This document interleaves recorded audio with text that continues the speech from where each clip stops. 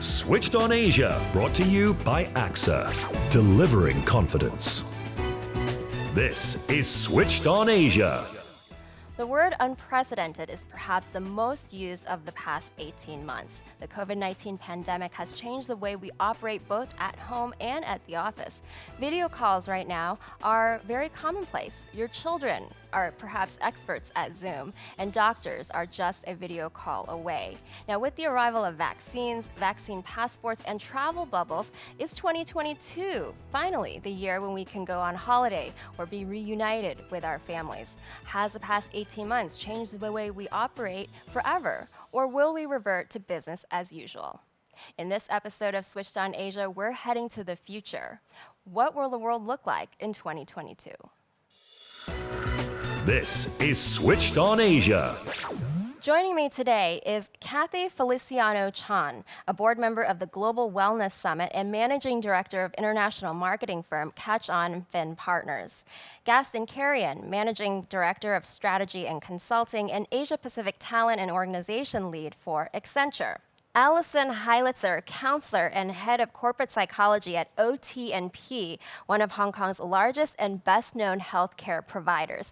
And of course, AXA's Asia and Africa CEO Gordon Watson, who is here to help us understand how to confidently navigate the emerging business landscape. I'm Debra Mao, and this is Switched on Asia, brought to you by AXA, delivering confidence.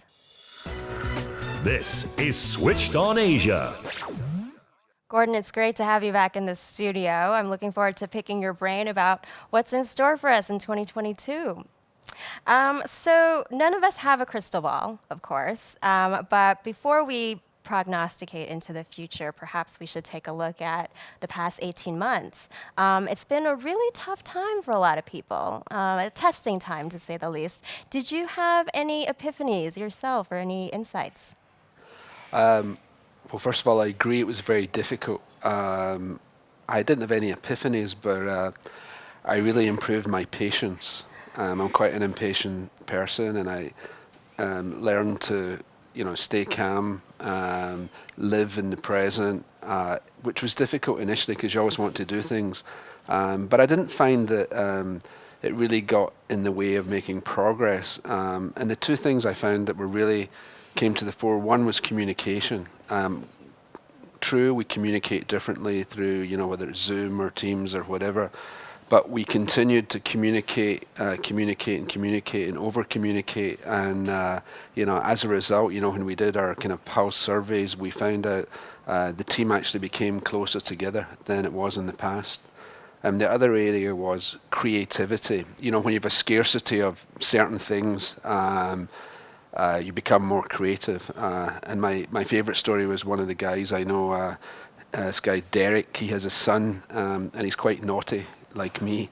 And what he did was he changed his Zoom name to Derek Reconnecting. So every time the teacher, he wanted to not attend to school or whatever, it came up Derek Reconnecting, and she just thought it was bad internet. So his creativity is amazing, So I've told him anytime he wants a job at AXA, he's welcome, and he's 10 years old. But I do think that, that creativity, the communication, and staying together and being one team and staying positive for the future is clearly the most important, and having that confidence. Yeah. So it's interesting you said that people actually felt more connected at times during the pandemic. And you would have thought that remote working would have the opposite effect. Certainly for some people, it was an isolating period, and it really has brought the focus onto mental health issues and mental sort of well-being. So do you think that companies, and you're the leader of a company, and do you think that companies in general are doing enough to raise awareness in this area? Well, first of all, I think COVID has been a catalyst in bringing awareness to it, so that's good. Are companies doing enough? Probably not. I mean, if you look at health, the biggest kind of burden is mental health. I mean, mental health is a bigger burden than depression, for example, is bigger than cancer. And you don't have any health without mental health. So I think the good thing is people now see health as holistic health. And they now understand that it was perhaps seen as a soft subject in the past, where If people had mental health issues, it was kind of, hey, snap out of it, you know, you're lucky, etc., etc. And I think people really have experienced it. And what we've done at AXA is we've created a kind of task force at Karima, myself, head up globally, and we really are educating people to take care of their own mental health, but also how to see it in others.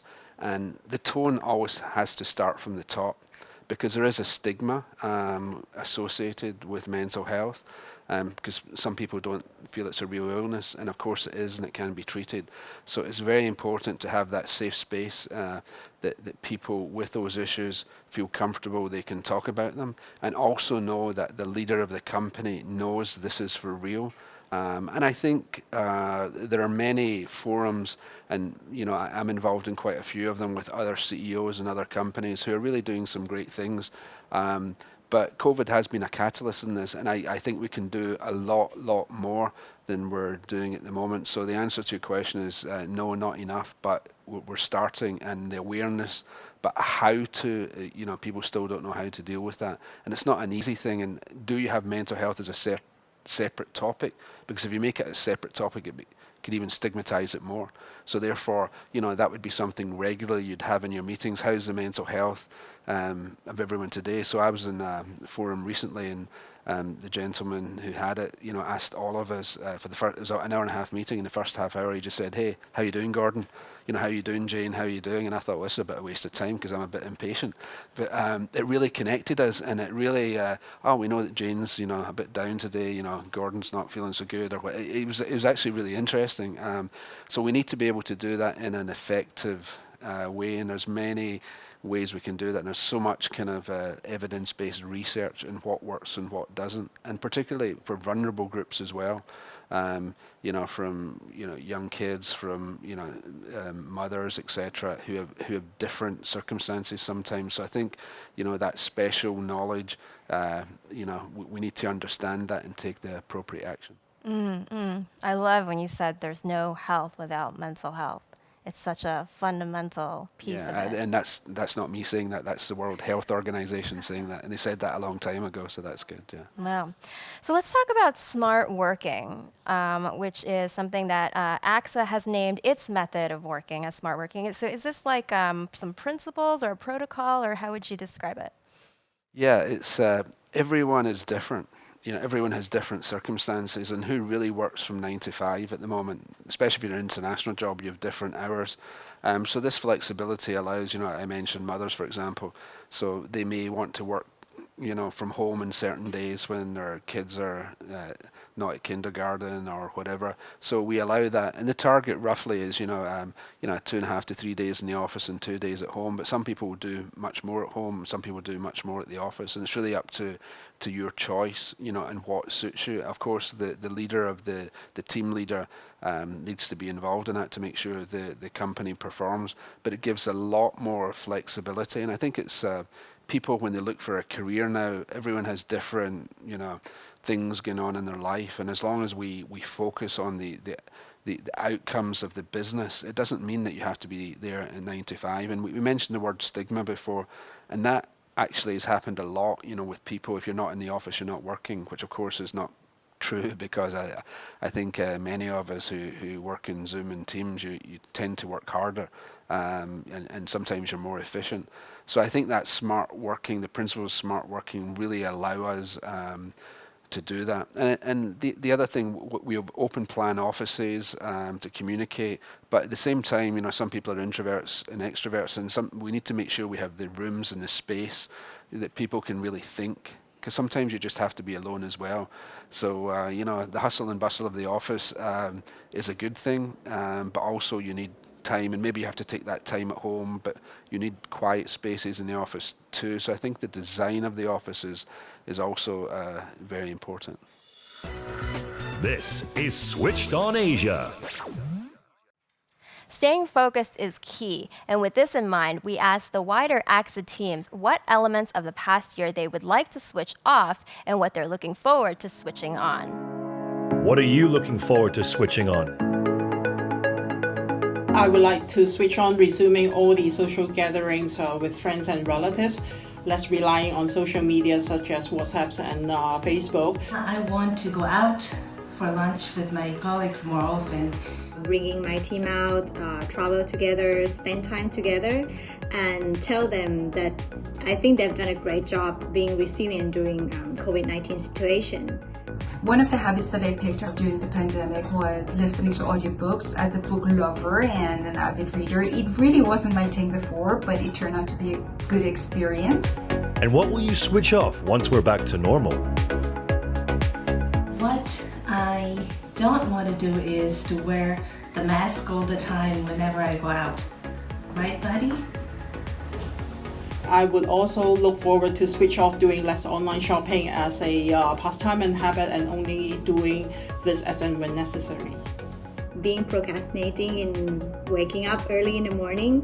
Having to buy every meal thing online. I want to do things on my own again, so it's something that I don't want to experience anymore. Switched on Asia, brought to you by AXA, delivering confidence. Thank you for all your messages. Hopefully, we'll be able to switch on to a brighter 2022.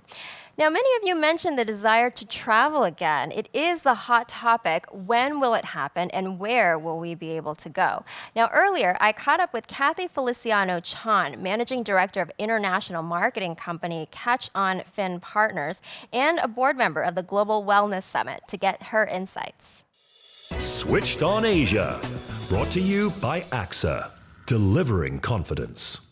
Cathy, thank you for joining me. Now, I know you're passionate about emerging consumer trends, and you've written a lot about the future of travel and wellness. So please, can you tell me, when will I be able to go on holiday?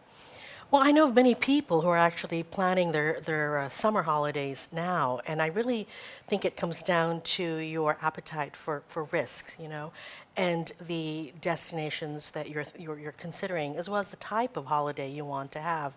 There are some places which are relatively safe to go to, and if all you're planning to do is stay in one destination, whether it's renting a home by the seaside, it should be okay. As more and more people are getting vaccinated, I think that the risks are obviously being mitigated and it's lessening. But I think in general, we're probably looking to 2022 before it's safe to travel again. Okay, well, I'll hold off on my beach dreams for a little longer. So what do you think about business travel? Because I know you personally split your time between Hong Kong, mainland China, and the US. Will business travel resume to the levels that we saw before, or is it kind of a thing of the past? I don't necessarily think business travel is going to be a thing of the past, but I certainly know for a fact that the business travel segment will not be the size that it was pre-pandemic. I think companies and people are realizing that there are just some travel that we don't have to do anymore from a business level because of technology. It's made it very easy for us to stay in touch, to continue to do business transactions without having to jump on a plane. So I think business travel will definitely shrink. However, I think leisure travel is really prime for growth, for a lot of growth in the coming years. What are the trends that you're seeing in terms of our day-to-day lives and how to bring more personal well-being and wellness into our lives? So I would say that probably one of the net winners from the pandemic has been this kind of awareness for wellness and well-being, and the shift from sick care to self-care. We're seeing a renewed interest in breath and breath work, especially it's tied to meditation. There's a big focus on immune health and immunity, building immune busters, I should say, whether it's tied to gut health and microbiomes. We're also just seeing, the things that are making us healthy don't have to necessarily cost a lot of money. There's a big focus right now on nature and the healing benefits of being in nature. Hence, everybody's hiking everywhere nowadays, right? But now we have nature apps that's actually tracking the time that you're in nature and exactly the benefit to your health. So these things, I think, are just the positives coming out of the pandemic. That's great. I have tried breathwork and I absolutely love it, but I'll give those nature apps a try as well. Kathy, thank you for joining me. Thank you. Switched on Asia. Brought to you by AXA. Delivering confidence. That was super interesting. Gordon, do you have any wellness apps that you would recommend? For wellness, for me, I focus on breathing. In AXA, we have Emma, which has 25 services, and there's Mind Charger and different meditation apps. Perhaps the most interesting one is the one we have in Japan. It's gamification, and it's really to keep your mind active. And it was designed by Professor Kawashima who was involved with Nintendo. So actually getting that. So I use that. The other one that I was just introduced to recently was one called Up Now, which is more hypnosis. Opt Now? Up Now. Yeah. And it's more about hypnosis, and I've never really done that before, so I'm always very curious.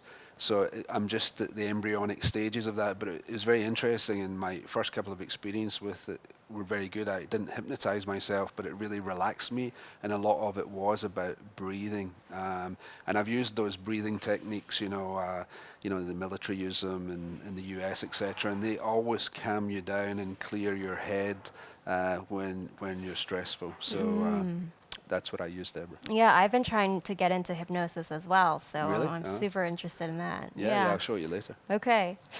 Now on to an app we've all gotten used to using. Joining us on Zoom today, we have Gaston Carrion from Accenture in Australia and Allison Heiliczer from OT&P Medical Group here in Hong Kong. How are you both doing? All things considered, doing well. Thank you so much for having me today. Yeah, doing very well here in Australia. Thank you so much for having us. So, Allison and Gaston, we've given you a very easy topic today. All we need you to do is to predict the future. Gaston, what is Accenture's view? Are video calls here to stay? And do you think we will continue to work from home in the future? Look, I think, thank you, Debra, and that's the million-dollar question indeed. So I guess in our case, we went and asked that question to the workers. So we recently launched a workforce study on 2021. And what we found is that people best prefer hybrid models. That means that they work part in their offices, part at home or on site, depending on the type of workforce. And to be more specific, we found around 83% of the people prefer these models. And that's very consistent across Asia Pacific. We look at around 93% in China, 87% in Japan, and 89% in Singapore. So I guess the question would be, why hybrid models? And the workers have said that they prefer the best of both worlds. So they like autonomy, they like flexibility, but at the same time, they want human connection when needed. Now, the question for companies is, how do we enable this new kind of hybrid model to be more productive everywhere? And we found 6 elements that I'm going to share that today. So this is probably brand new and fresh from the market. Number 1 is autonomy. Number 2, positive mental health. Number 3 is high degree of digital skills. Number 4 is health policies. Number 5, supportive leadership. And number 6, that we're going to talk that a little bit later, is around organizational digital maturity. Now, I think companies need to continue investing and optimizing the remote workforce, but at the same time, we need to think about how do we reimagine the end-to-end experience of those workers. And very importantly, we need to reimagine the HR policies. We need a new modern HR coming up. The question now for companies is, what is it in for me? As part of the research, we found that 63% of the high revenue companies have already adopted these kind of models. So what I will encourage everyone to think about is a different question, which is what makes someone more productive and healthier, regardless of where they're doing work. So I understand that technology is empowering people and is facilitating all this communication. But sometimes, when your phone is constantly buzzing, going off all the time, it really feels like you're on call 24/7. And so I want to ask Allison, do you think people are experiencing a new type of digital stress? And how is this stress impacting our mental health? So people are absolutely experiencing digital stress, and I would say truly of a grand order. So there are some shifts that we're seeing with this digital stress, particular to the pandemic. So many of my clients, Debra, have really expressed feelings that their companies in some ways have almost colonized their homes, and they feel as if there's no separation between home and work. Unless, of course, we make a very conscious and consistent effort to have clear and healthy boundaries. Now, before the pandemic, right, we used to lean on the commute to work for this, to create these boundaries almost for us. And we used to kind of lean on our kids being out of the home for part of the day. But now it really does take that consistent effort to make sure that there is some ounce of separation. So you're right, there are devices going off left and right these days, and the days just seem to melt into each other. So I think that the question about how this digital stress is impacting people's mental health is a very important one. Now, we know, for example, that there's a very strong link between sleeping well and solid mental health.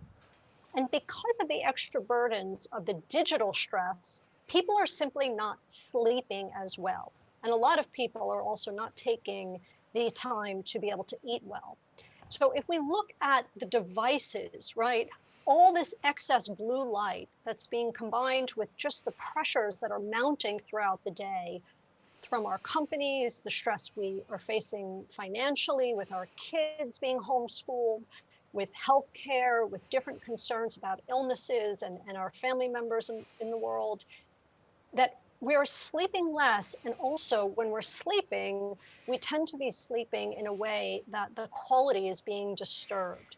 So many of us are waking in the middle of the night, finding our minds incredibly active, again, creating no separation between work and home life. Our minds are spiraling, thinking about what ifs, catastrophizing. And most of us, Debra, do not do our best kind of rational thinking at 2 a.m. So another challenge to people's mental health, and this specifically relates to the digital stress, is that there is an incredibly strong sense of overwhelm right now for most employees. So for some, this overwhelm is translated psychologically as anxiety. And for some people, that it even goes a step further to show up as panic attacks. For some people, the overwhelm is more a sense of depression, right? They just feel like they've got to kind of depress themselves in a way that they want to move away from that overwhelm. And then, of course, a lot of us are experiencing burnout. And burnout, although it's not a medical diagnosis, was officially recognized by the World Health Organization in 2019 as an occupational phenomenon. And there's no doubt that we have a lot of data from 2020 to support that burnout is on the rise. And so therefore, when we look at 2022, we're going to have to take this digital stress much more seriously, because it's absolutely impacting people's mental health and their ability to really feel well and perform well in the workspace. Yeah, and tracking back to the earlier topic of this brave new world that we're all in, the pandemic has, of course, accelerated this rise in digitalization and being connected via the internet. Now, Satya Nadella, who is Microsoft's chief executive, has said we've seen 2 years worth of digital transformation in 2 months. He made that comment earlier in the pandemic. Gaston, what new innovations do you think companies will take advantage of in 2022, and how will they transform the way that we work? I guess I will answer that in 2 parts. Part number 1 is what have happened. And I was able to speak to many CIOs in the region, and everyone has said that they have a digital transformation plan for about 18 months. And then over the weekend, they needed to activate and execute it. Now, I guess the question is how we have done those and what it is, probably coming out from that transition. And I think I would say that not every company has really taken the opportunity to be digital mature. And let me explain that a little bit more. So in our recent global study on digitalization, we saw that only 14% of the companies, they have rated themselves as digital mature. What that means is that their people are able to deliver innovation, they are able to deliver experience, and they are able to deliver new customer value around the enterprise that they work for. But how do we embrace a culture that is going to be innovative, is going to create value, and is going to create a good space for people to thrive? And the answer to all those elements is around making sure that we have the digital infrastructure. I mean, having the right technologies around you is important, but we need to have the culture, the skills, and some of the elements around supporting the workforce to learn those new skills. And speaking of digital maturity, one sector that I've heard this raised in reference to is the telemedicine sector. And perhaps I'll address this to Allison. In terms of physical health care, are you seeing more innovations in the way that you deal with patients, Allison? To some extent, and this applies, I think, both to the physical consultations being done by doctors, but also the mental health consultations being done by mental health practitioners such as myself. So right now, there are many more virtual platforms in which people can really connect with doctors and therapists. And for some people, this is incredibly helpful. In other words, some people can only fit in, right, that therapy session that they want once a week or once a month if they're able to actually minus the travel time. Right? A lot of us are very time poor these days. And so if we can take out that travel time, it's a real bonus for many people. And some therapists actually even find it helpful to be able to gather what we would call secondary reports. So in other words, looking into people's environments in their homes and their work settings to kind of gather information about their well-being. There are also, as we talked about, right, many new mental health apps. And there's a lot more research that's being done right now on being able to track people's patterns in social media platforms to try and understand their mental health, right? And a lot of this tracking that's being done is being used in a predictive way. So there's this creation of these different predictive models that are using people's information from social media to try to understand if someone might be suffering or at a higher risk of something like depression or anxiety, or it might even be used to be able to predict someone's suicide risk. So that's some of what I find to be the more exciting part of the digital transformation within the medical space, is really kind of being able to connect with people in different ways, but also be able to kind of understand people's movements using different platforms. What do you think, Gordon? Would you see a doctor online? Oh, definitely, yeah. I think what Allison says is exactly right, but I think we have a big socio-economic issue. People can afford to go to Allison, that's great, but there's 108 weeks average waiting time in the public sector, and there's just a lack of trained people. So therefore, we need to really understand how can we give this to everyone. Health equity, I think, is really important. So, it could be you could use artificial intelligence for stage 1 mental health or whatever, and we're working, some virtual reality things with Oxford Research that they're looking at. So for me, I would definitely see someone, but I think there's a massive problem globally. In places like Korea, there's quite a lot of psychologists actually. Whereas in many other countries there's not. So how do you kind of task shift or whatever to primary care initially? There needs to be a better solution because we don't have enough trained experts in this field. So that's why we need to find something better. We also need to look at the concept of shared value where where private companies can look at this massive global issue of mental health and really put together solutions from the private sector, working with governments and NGOs, etc., to really come up to see, because we need to do something better than we're doing today. It's just not good enough. So I totally agree with Alison. I just want to, when poverty is a major issue. The Gini coefficient in Hong Kong is massive. We really need to address that, and there's got to be lots of different ways to address it. Yeah, these are all really big and really important topics. So I'm sure we could go on for hours and hours on these issues. But so to kind of put a nice bow on it for Gaston and Gordon, what is going to make a company successful in 2022, would you say? Should we start with Gaston? Sure. And look, I'm going to reflect on some of the comments from Alison and Gordon. I think for me, number one is to design around people. So we talked about there is no one-size-fits-all model anymore. So we need to design, we need to be able to react what people need and being able to, craft HR policies, workplaces design, and so forth.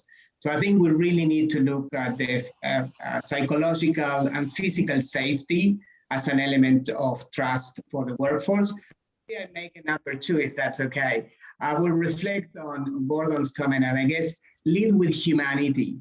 So all the way from the CEO, the C-suite, I think we are seeing a significant shift on taking care of employees as human beings. And I think that's going to be a significant advantage for companies, but also, more importantly, for the communities on where those companies operate. Gordon?